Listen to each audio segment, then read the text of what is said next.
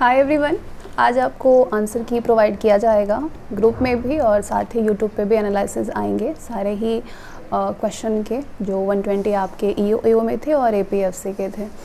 तो पेपर को एनालिसिस करने के बाद जब सॉल्व किया गया उसके बाद मैं आपको कट ऑफ बताना चाहती हूँ कि क्या कट ऑफ हो सकता है।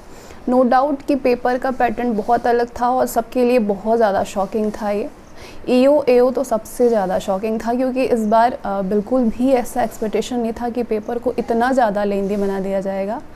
और मतलब ऐसा लग रहा था कि हाँ सिविल सर्विसेज का पेपर है ये, आपसे क्या ये यूपीएससी के कैंडिडेट से भी नहीं सॉल्व हुआ होगा। और सबसे इसमें डिफरेंट चीज़ ये हुआ कि हर बार जो अब तक पिछले सीरीज़ को अगर हम लोग पीवाईक्यू देखते रहे हैं तो ईओ का पैटर्न बिल्कुल अलग था, क्योंकि इंडस्ट्रियल रिलेशंस और लेबर लॉ के जो क्वेश्चंस थे वो कभी भी हार्डली 8 से 10 क्वेश्चन हो सकते हैं, लेकिन अभी तक सिर्फ 4 से 5 क्वेश्चन को ही ऐसा देखा जा रहा था कि आता है। लेकिन इस बार 30-35 क्वेश्चन जो है वो सिर्फ इंडस्ट्रियल रिलेशंस, लेबर लॉ और स्कीम वाली चीज़ें दिख रही थी, सोशल सिक्योरिटी वाली। तो ये बहुत अलग सा था क्योंकि ऐसा एक्सपेक्टेशन किसी को नहीं था।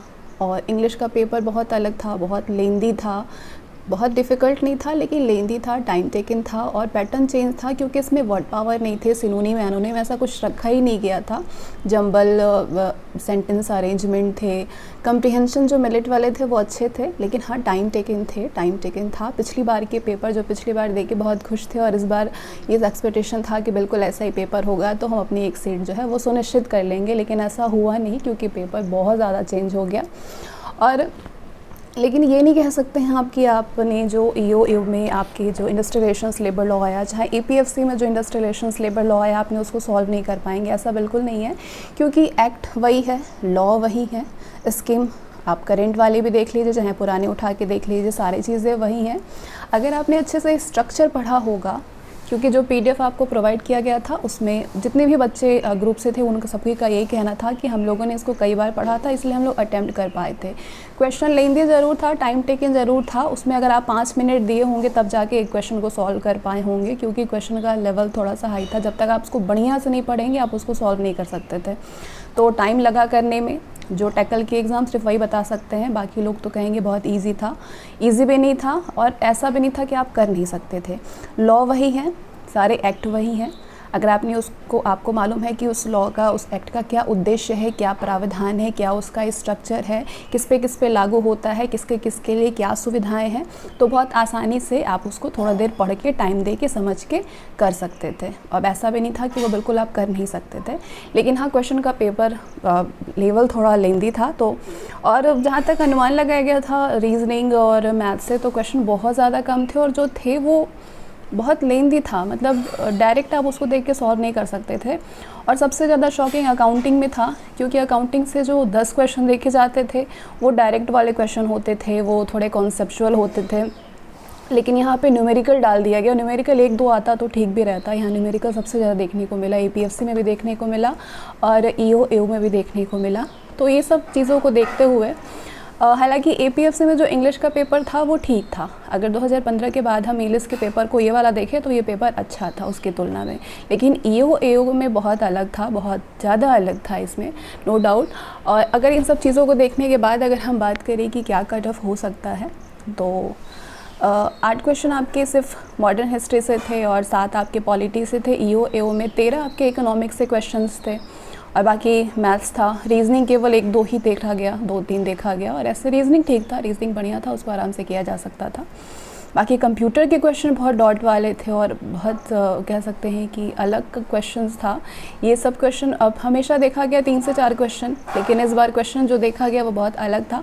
तो इन सबको मद्देनज़र रखते हुए अगर आपको कट ऑफ बताई जाए तो ईओ में हालांकि सीट है 418, तो अगर ईओ में हम बात करें तो अगर आपने क्वेश्चन अगर करने के बाद अगर आप ये देख रहे हैं कि आपका जो नंबर है वो 150-55 के बीच में अगर आ रहा है या फिर 150-60 में अगर आपका नंबर बन रहा है, तो आप बिल्कुल अपने आप को सेफ़ समझिए। जनरल की बात कर रही हूँ मैं, अपने आप को सेफ़ समझिए, उस अकॉर्डिंग आप बाकी तुलना कर सकते हैं। तो आप अपने आप को सेफ़ समझिए और इंटरव्यू कॉल आपको आ सकते हैं, आप एक्सपेक्ट कर सकते हैं ऐसा, और आप अपने पर्सनालिटी टेस्ट की इंटरव्यू की तैयारी में लग सकते हैं। इसके अलावा जो भी एग्ज़ाम आप देना चाह रहे हैं उसकी तैयारी आप करिए। और APFC में हम जहाँ तक बात करें, क्योंकि बिल्कुल कह सकते हैं हम कि APFC का जो पेपर था वो लेंदी और फैक्ट रिक्वायर्ड क्वेश्चंस थे। फैक्ट जो बहुत ज़्यादा अब कहा जा सकता है कि आप फैक्ट बहुत डेप्थ जो फैक्ट वाले क्वेश्चन होते हैं वो अगर आप पढ़ के गए होंगे तो जाके आप APFC के क्वेश्चन को सॉल्व कर सकते हैं। और सबसे ज़्यादा तो ये दिक्कत उन बच्चों को भी हो गई जो कि जिनका CSC में इस बार किसी रीज़न की वजह से नहीं हो पाया होगा या फिर अच्छा नहीं हुआ होगा, तो वो ये उम्मीद लगा रहे थे कि APFC में उनका काम हो जाएगा। लेकिन APFC ने भी धोखा दे दिया, क्योंकि ये क्वेश्चन उनके लिए भी मतलब कह सकते हैं बहुत टफर साइड था। ये बहुत क्वेश्चन जो था बहुत ज़्यादा डोएबल था। और अगर हम APFC की बात करें कि आप क्या कट ऑफ जा सकता है APFC में, तो सीट भी बहुत कम है, तो जाहिर सी बात है कि कट ऑफ तो बनेगा, क्योंकि ऐसे बहुत सारे धुरंधर होते हैं जो कर जाते हैं, जो कोई नहीं करता है वो कर जाते हैं वो।